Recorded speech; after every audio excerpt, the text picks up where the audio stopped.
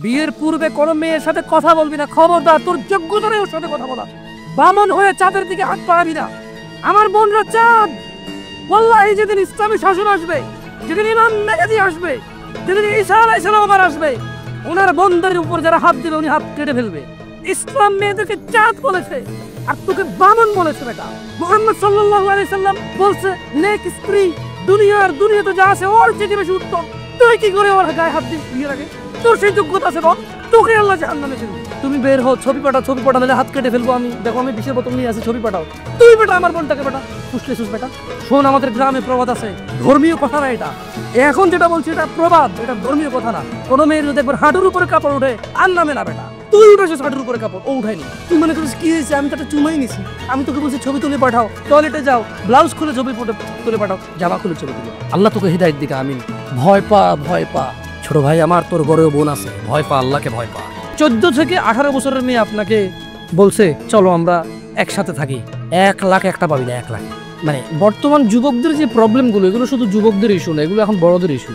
আপনি জেনা বলেন, নেশা বলেন, এক লোক 20 বছর বয়সে সিগারেট খায়, সে 50 বছরও খায়, তো এটা আসলে কি যুবকের সমস্যা বলবেন না বৃদ্ধের সমস্যা বলবেন? It's a human problem actually. এক লোক গাঁজা খায়, মদ খায়, জেনা করে, ও বিয়ের আগেও করছে, বিয়ের পরেও করে, তো এটা কি জোয়ান সমস্যা বলবো আমি? যেটা জোয়ানদের সমস্যা, যুবকদের সমস্যা না। তাহলে ভাবিরা যে অপকর্মে লিপ্ত হয়, ভাবি কখনো যখন কারো বিয়ে হয় তখন সে ভাবি হয়, বিয়ের আগে কেউ ভাবি হয় নাকি? বিয়ের আগে তো কেউ ভাবি হয় না, বিয়ের আগে কাউকে কেউ দুলাভাইও বলে না। তো দুলাভাইরা যে এত প্রবলেম করতেছে শালিকাদের সাথে বা অন্যান্য কলিগসদের সাথে, মানে দুলাভাই কি তার মানে কি মানুষের বয়স যখন 50 হয়ে যায় তখন কি তাকে দুলাভাই ডাকে না মানুষ? অন্য কিছু ডাকে না। প্রবলেম হচ্ছে 30 বছরের এক লোক মহিলার সাথে শুয়ে সমস্ত সম্পদ ব্যয় করে দিতে রাজি, যাতে কেউ না জানে। আর 17 বছরের ছেলে মেয়ের হাত ধরে এসে বন্ধু বান্ধবকে ফেসবুকে স্ট্যাটাস দিবা আজকে ওর সাথে হোটেলে এসেছিলাম। এইখানে একটা ডিফারেন্সই আছে। অপরাধ প্রবণতা আসলে জোয়ান বুড়া বলে কথা না, যার চরিত্র খারাপ তার চরিত্র খারাপ। যে আল্লাহকে ভয় করে না সে করে না। আল্লাহ বলছে যে আফা হাসিবতুম আন্নামা খালাকনাকুম আবাসা, তুমি যা খুশি তা করো, আমি তোমাকে তৌফিক দিয়েছি, তাই বলে কি তুমি মনে করো আমি তোমাকে অনর্থক এমনি সৃষ্টি করছি? ওয়া আন্নাকুম ইলাইনা লা তুরজাউন, আর তোমাদেরকে কি আমি আল্লাহর কাছে ফিরে আনবো না? আমি এরকম ভাবো তোমরা? আমি বড় অবাক হলাম, আমার কাছে মেসেজ আসে ছেলেপেলের যে আমি কলেজে পড়ি, স্কুলে পড়ি, ভর্তি হয়েছি, দাড়িটা রাখার আমার খুব ইচ্ছা, যে আমি দাড়ি কাটবো না, কিন্তু বলছে যে হুজুর পরিবার এত জঘন্য হলে কিভাবে হবে?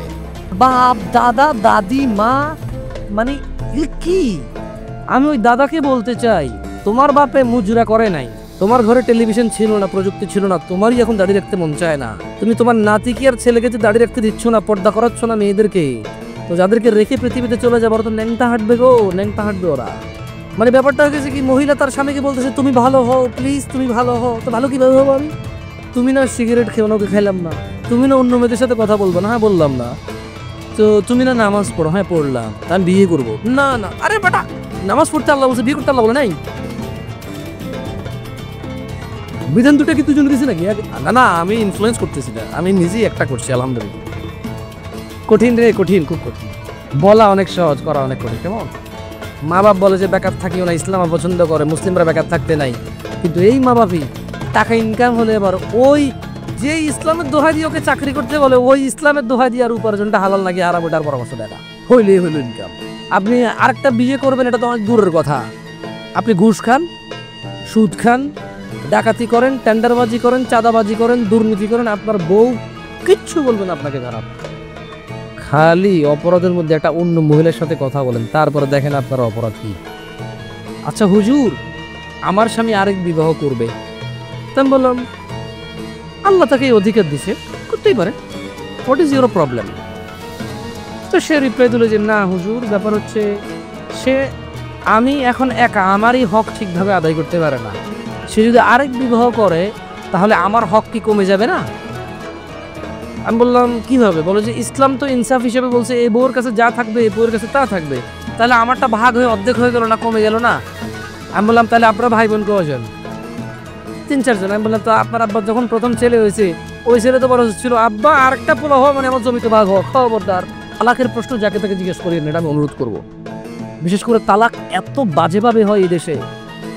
তালাক দিছে 3 বার বলছে, এখন কি 3 বার বলছে যে 3 বার হয়েছে নাকি হয় নাই, এটা কনফিউজ থাকা অবস্থায় বউরে নিয়ে আসে আরেকবার তালাক দিয়ে দিচ্ছে, এরপরে আনতে পারবে কিনা এটা হলো প্রশ্ন।